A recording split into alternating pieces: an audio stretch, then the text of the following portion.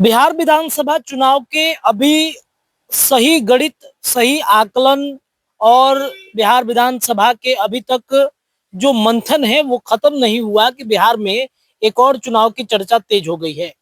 दरअसल हम बात कर रहे हैं बिहार विधान परिषद की, यानी कि एमएलसी चुनाव की। ये क्यों शुरू हुआ? तो बिहार विधानसभा चुनाव में एमएलसी, कई ऐसे एमएलसी थे जो इस बार विधानसभा का चुनाव लड़ गए, यानी कि विधायक बन गए, तो उनकी सीटें खाली हो गई और उन खाली सीटों को अब भरने का काम एमएलसी का अब चालू किया जाएगा, जिसको लेकर के प्रक्रिया काफी तेज हो गई है।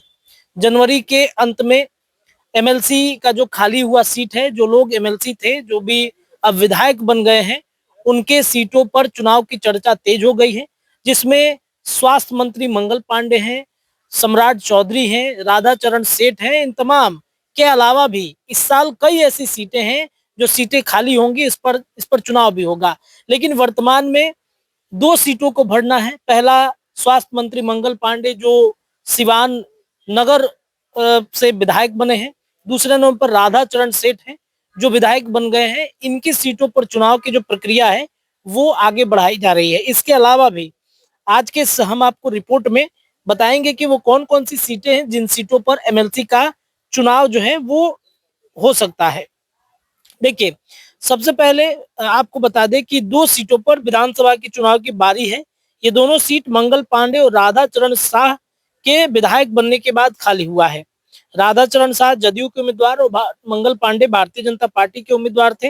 राधाचरण सेठ संदेश विधानसभा सीट से विधायक बने हैं। मंगल पांडे विधानसभा निर्वाचन क्षेत्र से विधान पार्षद बने थे।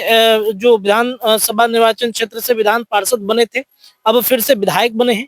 कार्यकाल 6 मई 2030 को था, लेकिन इस बार चुनाव वो लड़े तो इस वजह से उनको अब हटना पड़ेगा। इसके अलावा 2026 में जो एमएलसी की सीट खाली हो रही है उसकी लिस्ट हम आपको दिखा देते हैं। तो सबसे पहले भीष्म सहनी जदयू से हैं, विधानसभा निर्वाचन क्षेत्र से ये जीत के आए थे। इनका कार्यकाल 28 जून तक था, अब 28 जून तक है इस बार 2026 में। गुलाम घोष जदयू के एमएलसी हैं, विधानसभा निर्वाचन क्षेत्र से चुन के आए थे। 28 जून को इनका कार्यकाल खत्म हो जाएगा। कुमुद वर्मा जदयू से हैं, विधानसभा निर्वाचन क्षेत्र से चुन के आए हैं। 28 जून तक इनका है। समीर सिंह कांग्रेस से हैं, विधानसभा निर्वाचन क्षेत्र से ये चुन के आए हैं। 28 जून तक इनका भी है।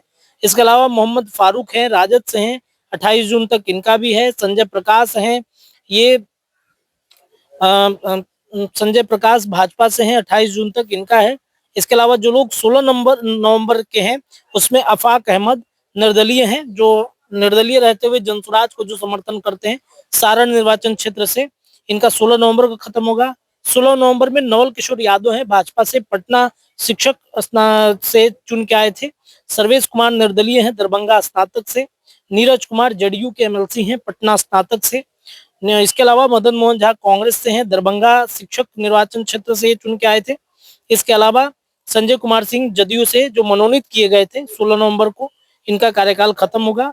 इसके अलावा बंशीधर ब्रिजवासी निर्दलीय हैं, तिरहुत स्नातक क्षेत्र से ये चुन करके आए थे। इनका कार्यकाल 16 नवंबर तक है।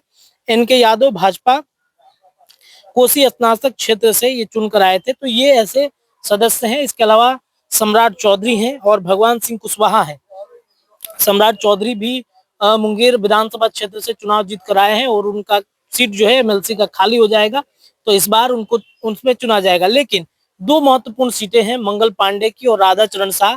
इनकी अधिसूचना जनवरी के अंत में जारी हो जाएगी और जनवरी के अंत तक चुनाव भी संपन्न करा लिया जाएगा। तो विधानसभा चुनाव के बाद एक बार फिर से बिहार में चुनाव की प्रक्रिया तेज हो रही है साल 2026 में। न्यूज इंडिया के लिए पटना से मैं रत्नेश रिपोर्ट दे रहा था। आपको ये रिपोर्ट कैसी लगी हमें जरूर बताइएगा। बहुत बहुत शुक्रिया।